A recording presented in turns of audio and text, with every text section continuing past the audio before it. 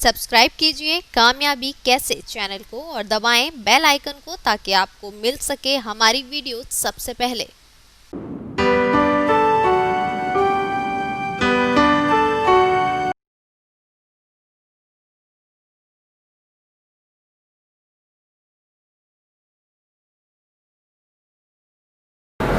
दोस्तों अब हम पोस्ट कॉप व्यू के बारे में जानेंगे, जो कि लूथर गुलिक का सबसे इम्पॉर्टेंट व्यू है।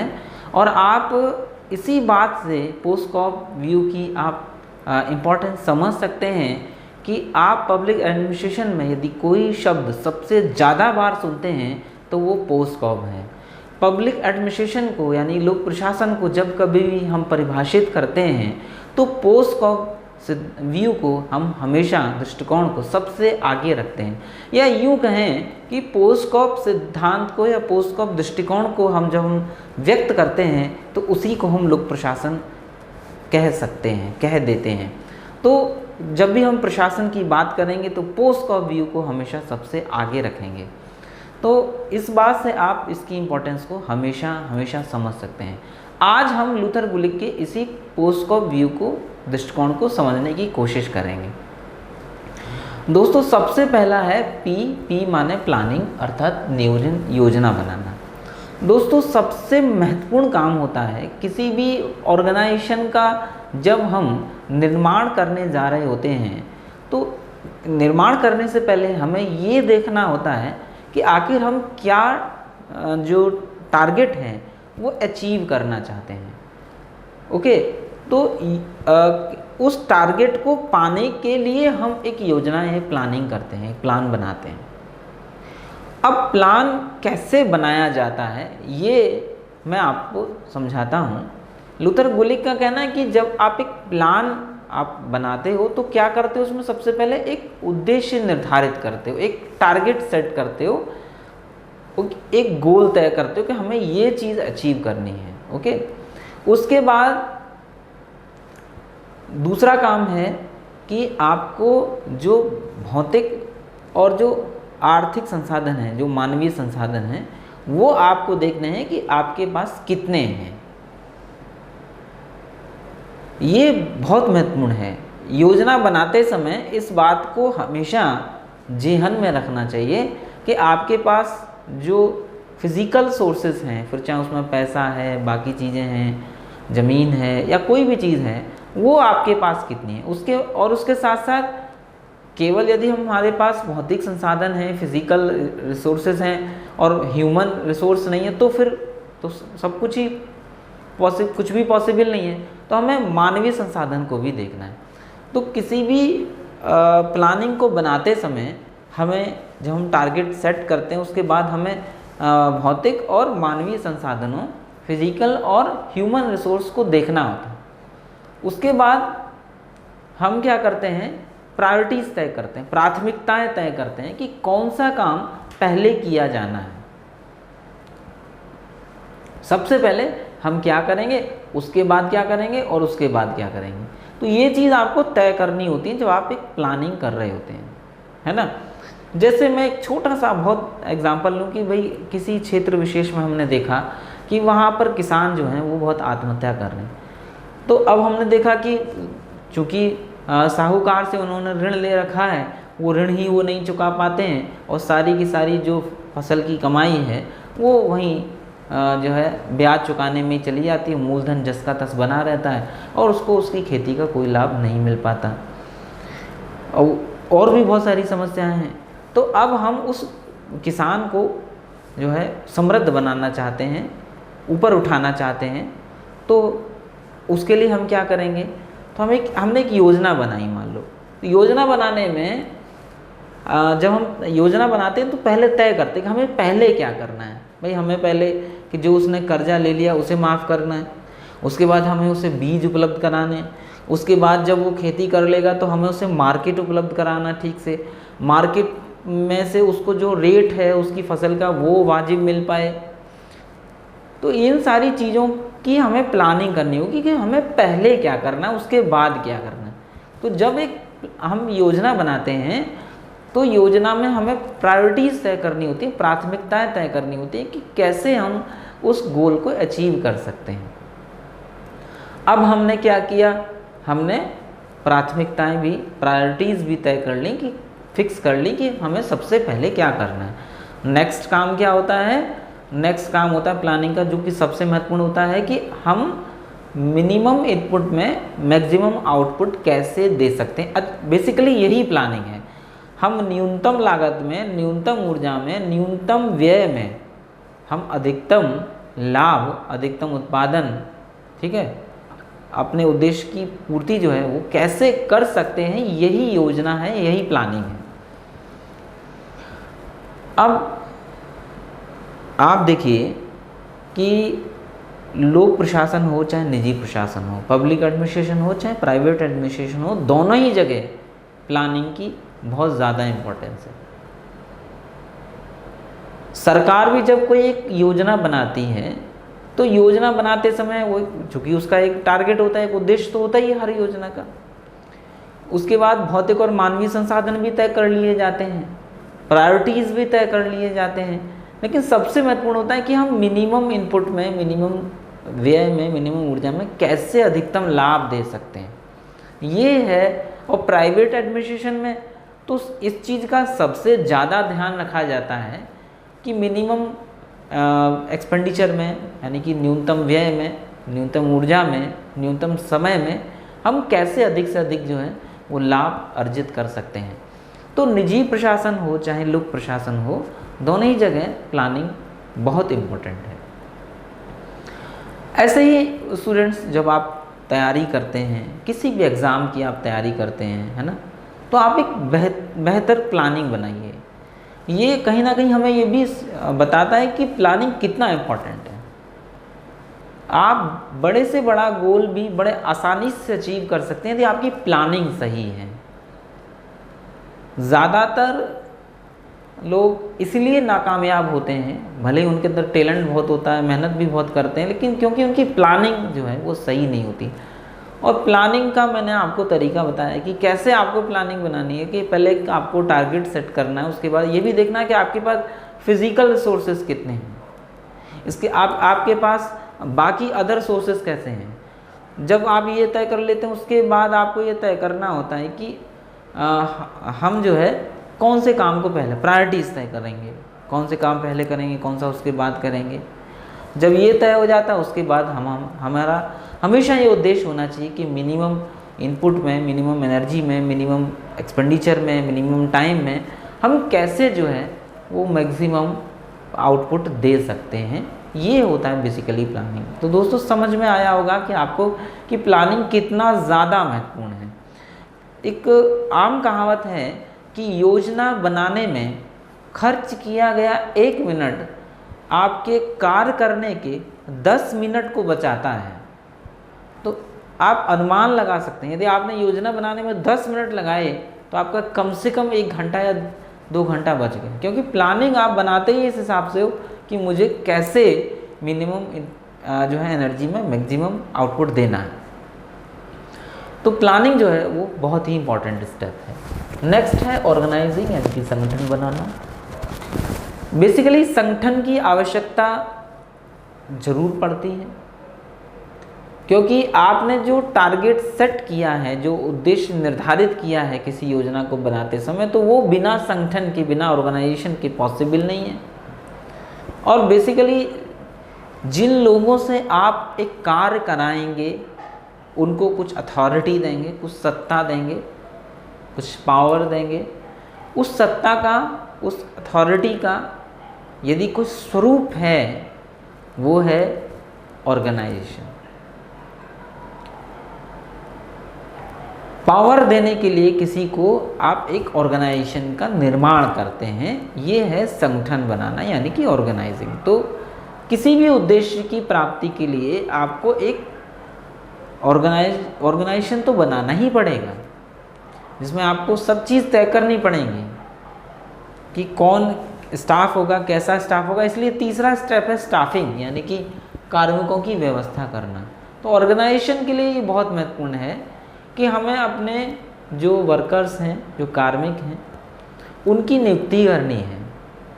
और केवल नियुक्ति यानी कि अपॉइंटमेंट ही नहीं करना है, केवल स्टाफ को भर्ती नहीं कर लेना है, उन्हें समय समय पर शिक्षण प्रशिक्षण भी देना है, ट्रेनिंग भी देनी है। और प्रमोशन के बाद केवल प्रमोशन ही नहीं देना है, बल्कि प्रमोशन के बाद भी समय समय पर ट्रेनिंग देते रहना है। आप देखेंगे कि सरकार भी, जो लोक प्रशासक हैं, उनको न केवल जब जैसे एक IAS होता है तो जब उसकी नियुक्ति होती है तो नियुक्ति से के बाद उसको 2 साल के लिए पहले ट्रेनिंग दी जाती है। और ऐसा नहीं कि 2 साल की ट्रेनिंग देने के बाद उसको फिर फील्ड में भेज दिया जाता है, फिर परमानेंट उस जो है वो अपना वर्क करते रहते हैं। नहीं, समय समय पर बीच बीच में उनको भी ट्रेनिंग दी जाती है। तो ट्रेनिंग जो है वो बहुत इम्पोर्टेंट है। प्राइवेट कंपनियों में भी आप देखेंगे तो समय समय पर जो है वो ट्रेनिंग प्रोग्राम्स जो है वो लगे रहते हैं। तो ट्रेनिंग जो है वो बहुत इम्पोर्टेंट है। तो स्टाफिंग में ये सारी चीज़ें आ जाती हैं। स्टाफिंग का मतलब केवल यही नहीं कि आपने कार्मिकों की नियुक्ति कर दी और हो गया काम। उनकी नियुक्ति ही नहीं करनी है, बल्कि नियुक्ति के साथ साथ उनको आपको समय समय पर ट्रेनिंग भी देनी है, ठीक है, प्रमोशन भी उनका करना है। तो ये सारी चीज़ें जो हैं वो स्टाफिंग के अंतर्गत आती हैं। नेक्स्ट है डायरेक्टिंग यानी कि निर्देश देना। तो अब तक आपने प्लानिंग कर ली, एक ऑर्गेनाइजेशन क्रिएट कर लिया, स्टाफ भी भर्ती कर लिया। अब अगला काम होगा कि आपको आदेश देना है। अब जब भी एक ऑर्गेनाइजेशन बनेगा तो सीधी सी बात है, कोई टॉप पर होगा, कोई नीचे होगा। तो जो उच्च पदस्थ अधिकारी है वो नीचे वाले अधिकारी को आदेश देगा, निर्देश देगा। तो ये डायरेक्टिंग जो है ये अगला काम है प्रशासन में। तो प्रशासन में आप चाहे लोक प्रशासन की बात कर लें, चाहे निजी प्रशासन की बात कर लें, निर्देश या आदेश तो दोनों में ही दिए जाते हैं। उसके बाद है कोऑर्डिनेशन। दोस्तों कोऑर्डिनेशन बहुत इंपॉर्टेंट है, समन्वय। जैसा कि मैंने अभी जहाँ आपको हेनरी फ्यूल पढ़ाया था, वहाँ भी मैंने आपको बताया कि कोऑर्डिनेशन कितना इंपॉर्टेंट है। ये पूरा शरीर आप देखिए तो हमारे दिमाग से लेकर पैर तक, हाथ, हार्ट, सब कुछ अपने अपने फंक्शंस कर रहे हैं। और केवल ये नहीं कि अपने अपने फंक्शन कर रहे हैं, वो एक दूसरे के साथ बहुत भली तरीके से, बहुत अच्छे प्रकार से कोऑर्डिनेट कर रहे हैं, समन्वय कर रहे हैं। इसलिए ये पूरा जो बॉडी है वो चल पा रहा है। यदि एक भी पार्ट बाकी अदर पार्ट से अपना कोऑर्डिनेशन तोड़ दे तो आप समझ सकते हैं शरीर के लिए कितना मुश्किल हो जाएगा, और हो सकता है जीना मुश्किल हो जाए। ठीक ऑर्गेनाइजेशन में भी ऐसा ही होता है।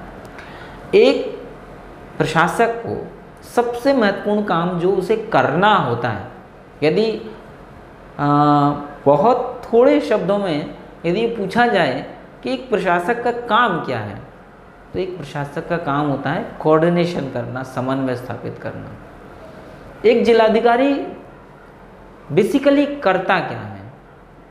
क्योंकि एक ज़िले में कई डिपार्टमेंट होते हैं, एजुकेशन है, हेल्थ है, ठीक है, ट्रांसपोर्ट है, कई प्रकार के डिपार्टमेंट होते हैं, सैकड़ों डिपार्टमेंट होते हैं। अब उन सारे डिपार्टमेंट में यदि कोऑर्डिनेशन नहीं होगा तो एक ज़िले में कानून व्यवस्था बना पाना या सरकार की किसी योजना को लागू कर पाना असंभव हो जाएगा। तो हमें एक ऐसे व्यक्ति की ज़रूरत है जो सारे डिपार्टमेंट्स को कोऑर्डिनेट कर सके, सबको जोड़कर रख सके। और जब हमें एक ऐसे व्यक्ति की ज़रूरत पड़ी, हमने विभाग तो कई सारे बना लिए, जो सबको कोऑर्डिनेट कर सके, तो वो है डिस्ट्रिक्ट मजिस्ट्रेट, जिलाधिकारी। तो ये जो सिस्टम बनाया गया है जिलाधिकारी का, वो बेसिकली उसका सबसे प्रमुख काम है सारे विभागों में कोऑर्डिनेशन बनाए रखना, तालमेल बनाए रखना। और एक अधिकारी के लिए, एक प्रशासक जितना अच्छा तालमेल वो सारे पार्ट्स में बना लेगा, वो उतना ही अच्छा प्रशासक कहलाएगा। तो आप समझ सकते हैं कि कोऑर्डिनेशन कितना महत्वपूर्ण होता है। एक छोटा सा भी आप फंक्शन भी करते हैं घर में, तो आप देखिए यदि कहीं भी कोऑर्डिनेशन गड़बड़ा जाए तो पूरा फंक्शन गड़बड़ा जाता है। तो कोऑर्डिनेशन बहुत इम्पॉर्टेंट है। एक प्रशासक जब आप बने तो प्रशासक बनने के नाते आपका सबसे महत्वपूर्ण काम यही होगा कि आप सारे अंगों के बीच में, सारे कार्मिकों के बीच में बेहतर कोऑर्डिनेशन कर पाएँ। नेक्स्ट है रिपोर्टिंग, यानी कि प्रतिवेदन देना। आपने अभी तक मैंने क्या बताया आपको कि एक प्लानिंग हमने बनाई, ऑर्गेनाइजेशन हमने क्रिएट किया, ठीक है, उसके बाद स्टाफ भी भर्ती कर लिया, फिर उनको निर्देश भी दिए जा रहे हैं, है ना, और निर्देश के साथ साथ सबके बीच में कोऑर्डिनेशन भी है। लेकिन यदि रिपोर्टिंग नहीं है, रिपोर्टिंग मतलब भाई क्या किया बताइए हमें,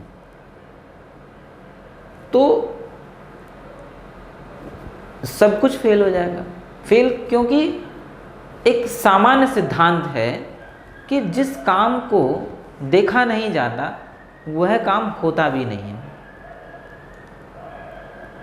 जिस काम पर नज़र रखी जाती है, आप देखते हैं कि आप जब किसी चीज़ पर नज़र लगाए हैं, नज़र डाल रहे हैं, है ना, जैसे मैं ये नहीं कह रहा कि नज़र नहीं रखेंगे तो काम नहीं होगा, होता है, लेकिन एक जब आपकी एक नज़र किसी चीज़ पर होती है तो कहीं ना कहीं सामने वाले के मन में भी एक भय रहता है कि भाई मुझ पर नज़र रखी जा रही है, मैं थोड़ा अच्छे से काम करूं। तो अब रिपोर्टिंग बेसिकली उसी चीज़ का एक हिस्सा है कि भाई आपको ये काम दिया गया था, ये आदेश दिया गया था, अब वो आपको जो आदेश दिया गया उसके मुताबिक आपने क्या काम किया, रिपोर्ट दीजिए। तो आप देखिए गवर्नमेंट सर्विसेज में यदि आप देखें और एक प्रशासक को कितनी सारी रिपोर्ट्स रोज़ बनानी होती हैं, कई कई प्रकार की सूचनाएं मांगी जाती हैं, रिपोर्ट्स बनाते हैं। तो एक प्रशासक का के लाइफ का सबसे इम्पोर्टेंट पार्ट होता है रिपोर्टिंग। प्राइवेट एडमिनिस्ट्रेशन में आप देखेंगे किसी प्राइवेट कंपनी में भी रिपोर्टिंग उतनी ही ज़्यादा महत्वपूर्ण है। वहाँ तो मतलब आपकी रिपोर्टिंग पर ही डिपेंड करता है कि आपका, चूँकि सरकारी जो नौकरियां हैं या ये प्रशासक की जो नौकरी है तो वो एक टाइम बाउंड प्रमोशन है, अपने टाइम के हिसाब से होगा। लेकिन प्राइवेट कंपनियों में जो प्रमोशन है वो आपके काम के हिसाब से फटाफट भी हो सकता है आप उसी पद पर बने रहें, और वो सब कुछ हो सकता है कंपनी निकाल भी दे। और वो सब कुछ किस बात पर डिपेंड करता है, रिपोर्टिंग पर, यानी कि आप जो काम कर रहे हैं वो कितना आप काम कर पा रहे हैं। तो प्रतिवेदन देना यानी रिपोर्टिंग जो है वो बहुत ही इम्पोर्टेंट है दोस्तों। कहीं ना कहीं पोस्टकॉप सिद्धांत हमको जो है वो एक प्रशासक, बढ़िया प्रशासक बनने का एक फॉर्मूला भी देता है कि न केवल एक प्रशासक को, एक एडमिनिस्ट्रेटर को कोऑर्डिनेशन करना होता है, समन्वय बनाना होता है, उसके साथ साथ उसे रिपोर्टिंग भी करनी होती है। इसलिए जब एक प्रशासक के रूप में आप नियुक्त हों, प्रशासक के रूप में आप कार्य करें, तो ये इंश्योर जरूर करें कि जो डायरेक्शन आपने दिया, जो निर्देश आपने दिया, जो आदेश आपने दिया, उसका पालन कितना सुनिश्चित हुआ या वो पालन हुआ या नहीं हुआ तो क्यों नहीं हुआ। तो ये सारी चीज़ों की रिपोर्टिंग जो है वो आपको लेनी है। यही एक प्रशासक का सबसे महत्वपूर्ण काम होता है, और जितना अच्छा कोऑर्डिनेशन और जितनी अच्छा रिपोर्टिंग आप ले लेंगे उतने ही अच्छे प्रशासक आप बन सकते हैं। नेक्स्ट है बजटिंग। तो दोस्तों सबसे महत्वपूर्ण है, आप जानते हैं, वो है किसी भी कार्य को करने के लिए धन की आवश्यकता, आय और व्यय, ठीक है, कितना इनकम होगी और कितना एक्सपेंडिचर होगा, उसके बीच में तालमेल बनाना, ओके, ये बजटिंग है। तो आय व्यय का जो पूरा लेखा जोखा है वो बजट में रखा जाता है। फंड कहाँ से आएगा, धन कहाँ से आएगा, कैसे उसको खर्च करना, ये सारी चीज़ें बजटिंग के अंतर्गत आती हैं। और ये सारी चीज़ें बिना बजट के पॉसिबल ही नहीं। एक ऑर्गेनाइजेशन में कोई काम नहीं हो सकता यदि बजट की व्यवस्था नहीं है। तो बजट बहुत इम्पॉर्टेंट है और प्राइवेट एडमिनिस्ट्रेशन और पब्लिक एडमिनिस्ट्रेशन दोनों जगह बजट की सबसे ज़्यादा आवश्यकता होती है। यानी कि बिना बजट के न तो प्राइवेट एडमिनिस्ट्रेशन चलना पॉसिबल है ना पब्लिक एडमिनिस्ट्रेशन। हाँ, फ़र्क सिर्फ इतना हो सकता है कि उस बजट को खर्च करने में जहाँ जो सरकारी विभाग हैं वो नियम प्रक्रियाओं का बहुत ज़्यादा ध्यान रखते हैं, स्ट्रिक्टली फॉलो करते हैं, जबकि प्राइवेट एडमिनिस्ट्रेशन में उस बजट को खर्च करते समय प्रक्रिया से ज़्यादा, प्रोसेस से ज़्यादा रिजल्ट पर फोकस होता है कि रिजल्ट हमें पॉजिटिव मिलना चाहिए। तो ये फ़र्क हो सकता है, लेकिन बजटिंग जो है वो दोनों में इम्पॉर्टेंट है।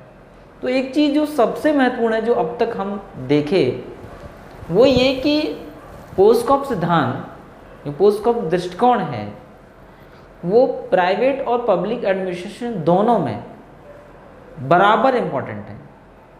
तो एडमिनिस्ट्रेशन का कोई भी स्वरूप क्यों ना हो, पोस्टकॉप व्यू के बिना एडमिनिस्ट्रेशन की हम कह सकते हैं कल्पना भी नहीं की जा सकती।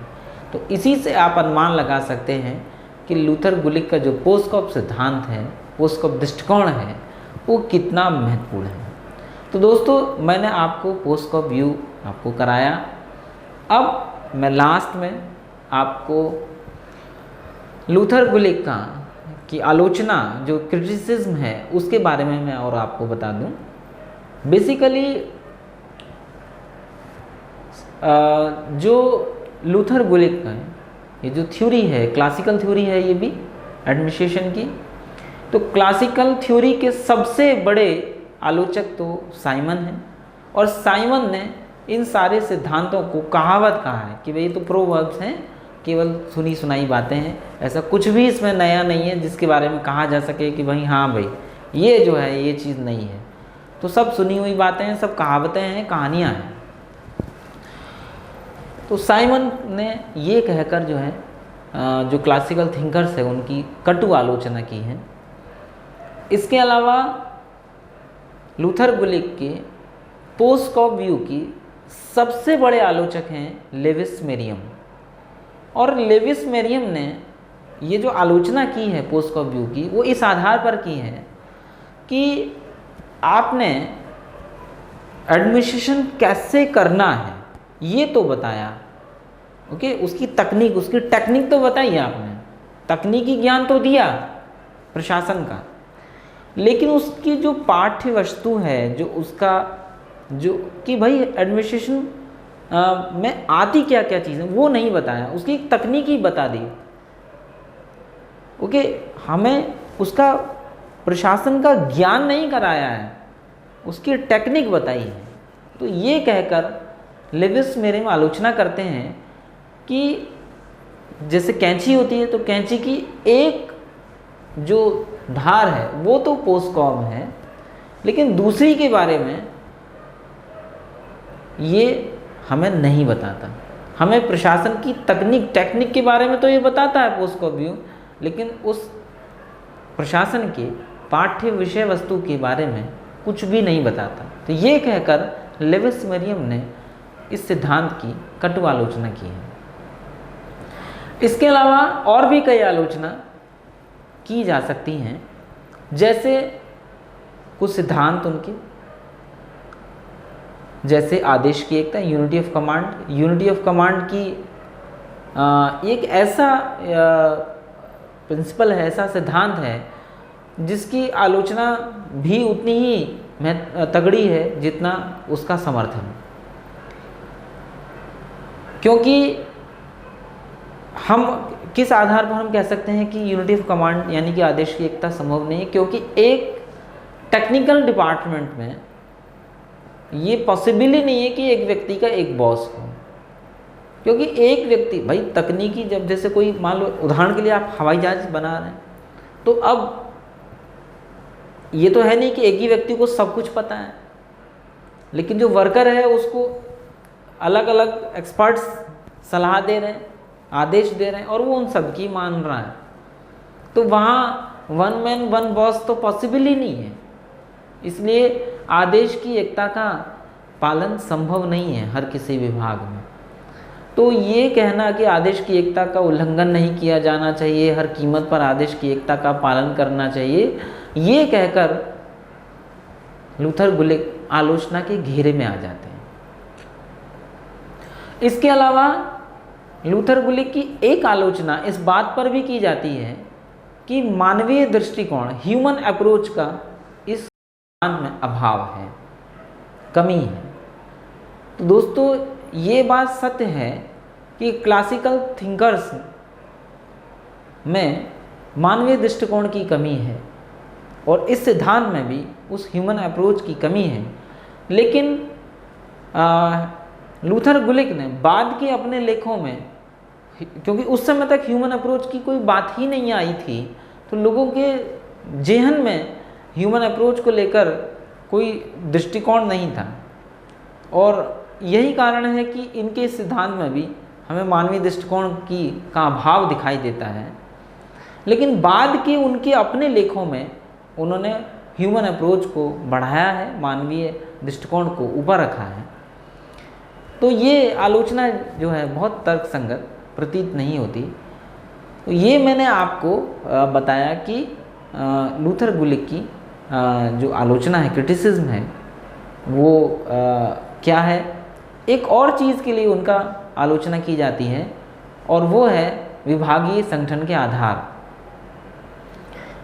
Basis of department. और उन्होंने 4 आधार दिए हैं, उसको समझने की कोशिश करिएगा कि 4 से हैं। पहला कि पर्पस, उद्देश्य।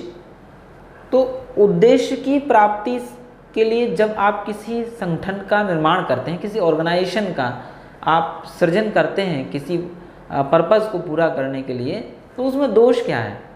देखिए ये जो 4 बेस बताए हैं, तो ये चारों अपने आप में इनकम्प्लीट हैं। यानी कि एक एक बेस की यदि हम बात करें तो ये चारों इनकम्प्लीट हैं। कोई एक ऐसा बेस वो नहीं बता सके जिसके आधार पर हम कह सके कि हाँ भाई इस सिद्धांत के आधार पर हम किसी संगठन का निर्माण कर सकते हैं। तो जैसे हम पर्पस यानी कि उद्देश्य आधारित किसी संगठन को हम बना रहे हैं, तो उसमें क्या दोष है। उसमें ये दोष है कि जब हम किसी उद्देश्य को, पर्पस को ध्यान में रखकर कोई ऑर्गेनाइजेशन का निर्माण करते हैं, तो कहीं ना कहीं उस ऑर्गेनाइजेशन के बहुत बड़े हो जाने की संभावना बन जाती है। और जितना बड़ा संगठन हो जाएगा, जितना बड़ा ऑर्गेनाइजेशन हो जाएगा, उतना ही डिफ़िकल्ट उस पर कंट्रोल करना होगा, आउटपुट लेना होगा। जैसे उदाहरण के लिए हमें शिक्षा देना है। ओके, एक एग्जाम्पल लेकर मैं चल रहा हूँ कि 6 से 14 साल के छोटे बच्चों को हमें निःशुल्क शिक्षा देनी है। ये हमने एक उद्देश्य बनाया और इस उद्देश्य की प्राप्ति के लिए हमने एक ऑर्गेनाइजेशन बनाया कि भाई हमें शिक्षा देनी है, हमें एजुकेशन देनी है 6 से 14 साल के बच्चों के लिए। अब करोड़ों में ऐसे बच्चों की संख्या है। अब उनके लिए स्कूल्स भी चाहिए, टीचर्स चाहिए, बहुत सारा जो है फिजिकल, ह्यूमन, है ना, और इकोनॉमिकल, माने कई प्रकार के आर्थिक संसाधन, मानवीय संसाधन, भौतिक संसाधन, कई प्रकार के संसाधन हमें चाहिए। तो कितना बड़ा संगठन एक तैयार हो गया। तो जब हम पर्पस को ध्यान में रखकर, उद्देश्य को ध्यान में रखकर एक ऑर्गेनाइजेशन का निर्माण करते हैं, तो कहीं ना कहीं उसके बड़े हो जाने का खतरा होता है। और जितना बड़ा ऑर्गेनाइजेशन होता है उतना ही मुश्किल जो है उस पर कंट्रोल करना, उससे आउटपुट लेना होता है। ऐसे ही हम जब बात करते हैं प्रोसेस, प्रक्रिया पर आधारित किसी संगठन के निर्माण की, प्रोसेस पर बेस्ड ऑर्गेनाइजेशन की, तो जब हम प्रोसेस पर ज़्यादा फोकस करते हैं, तो उस प्रोसेस पर जब आप ज़्यादा फोकस कर देंगे तो क्या होगा कि प्रोसेस इंपॉर्टेंट हो जाएगा, टारगेट जो है वो सेकेंडरी हो जाएगा, जो उद्देश्य है वो सेकेंडरी हो जाएगा और उस जो प्रोसेस है वो बहुत महत्वपूर्ण हो जाएगा। जैसे एक एग्जांपल मैं लूँ कि जो सरकारी, ज़्यादातर आप देखेंगे कि योजनाएं हैं, तो या हम सरकारी धन जब व्यय करते हैं, तो सरकारी धन का जो व्यय करना है और व्यय करके जो हम उद्देश्य पाना चाहते हैं, तो वो जो हम उद्देश्य पाना चाहते हैं वो तो महत्वपूर्ण है ही है, लेकिन वो सरकारी धन का व्यय वो नियमानुसार होना चाहिए, प्रक्रिया अनुसार होना चाहिए, प्रोसेस के अकॉर्डिंग होना चाहिए। यदि उसमें प्रोसेस का कहीं उल्लंघन होता है, ठीक है, प्रोसेस में कहीं गड़बड़ होती है तो वो पनिशेबल होती है, ठीक है, पनिशमेंट उसके लिए हो सकता है। तो जब प्रोसेस पर इतना ज़्यादा जोर होता है कि यदि प्रोसेस गड़बड़ा गया तो आपको पनिशमेंट मिल सकता है, तो जो गोल है वो सेकेंडरी हो जाता है। और एनी हाउ प्रोसेस को मेंटेन करना, प्रोसेस को बनाए रखना, उसको फॉलो करना, वो बहुत इंपॉर्टेंट हो जाता है, वो प्राइमरी एम हो जाता है। और जब प्रोसेस प्राइमरी एम हो जाता है तो पर्पस जो है वो पीछे छूट जाता है या सेकेंडरी हो जाता है। तो कहीं ना कहीं प्रोसेस पर बहुत ज़्यादा फोकस जब किसी ऑर्गेनाइजेशन को कर दिया जाता है तो वो प्रोसेस पर ज़्यादा फोकस करते हैं, न कि टारगेट पर, न कि पर्पस पर। तीसरा है प्लेस, यानी कि स्थान। प्लेस पर फोकस करके जब हम किसी ऑर्गेनाइजेशन को बनाते हैं, किसी संगठन को बनाते हैं, तो कहीं ना कहीं क्षेत्रवाद की समस्या खड़ी होती है। जैसे उदाहरण के लिए हमने क्या किया कि किसी क्षेत्र विशेष के लिए हमने कोई योजना बनाई। जैसे उदाहरण के लिए उत्तर प्रदेश में बुंदेलखंड काफ़ी पिछड़ा इलाका है। अब हमने बुंदेलखंड के विकास के लिए कोई योजना बनाई, ठीक, क्योंकि एक निर्धारित स्थान है बुंदेलखंड। अब उसमें क्या होगा कि चूँकि जो पैसा है वो तो कहीं और से ज़्यादा आ रहा है, क्योंकि वहाँ तो सोर्स ऑफ इनकम कम है, वहाँ हमें इन्वेस्ट करना है ताकि वहाँ का डेवलपमेंट हो। तो अब पैसा कहीं और से लिया जा रहा है और हमें वहाँ लगाना पड़ रहा है, तो दूसरे क्षेत्र के लोगों को भी आपत्ति होती है कि भाई हमारा पैसा यहाँ क्यों लग रहा है।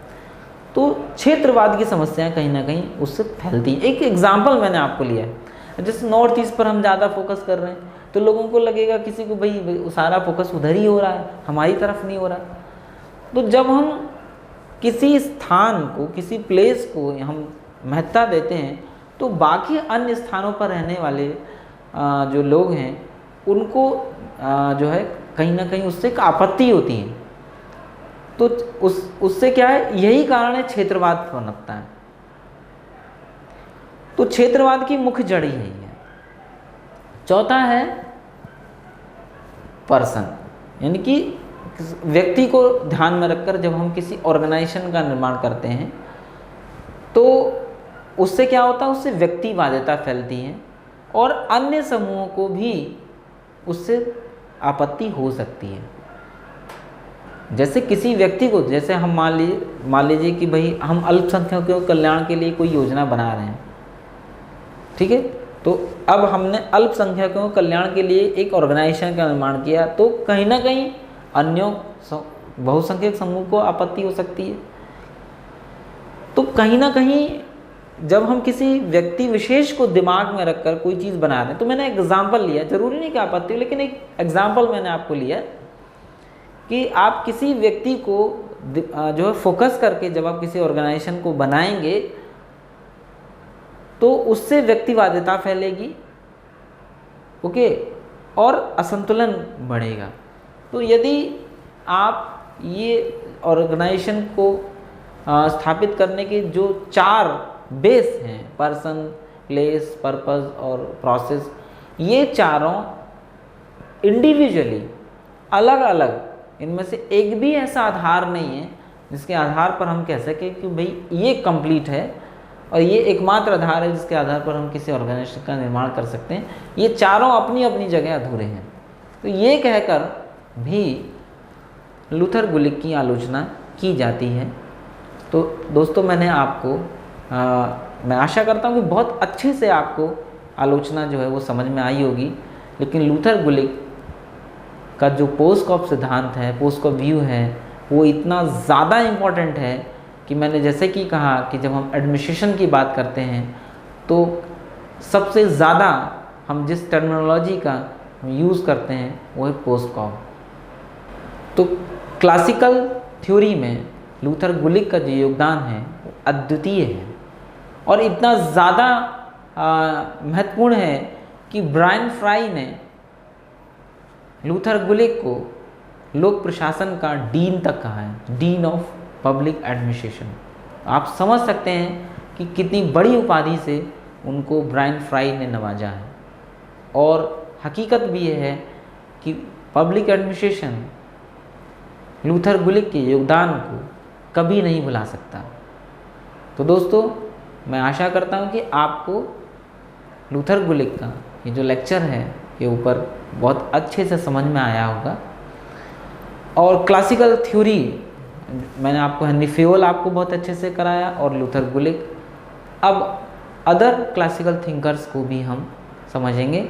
मैं इसी आशा और विश्वास के साथ अपनी वाणी को विराम देता हूँ कि आपको ये जो आज का लेक्चर है वो बहुत अच्छे से समझ में आया होगा। नमस्कार दोस्तों। सब्सक्राइब कीजिए कामयाबी कैसे चैनल को और दबाएं बेल आइकन को ताकि आपको मिल सके हमारी वीडियो सबसे पहले।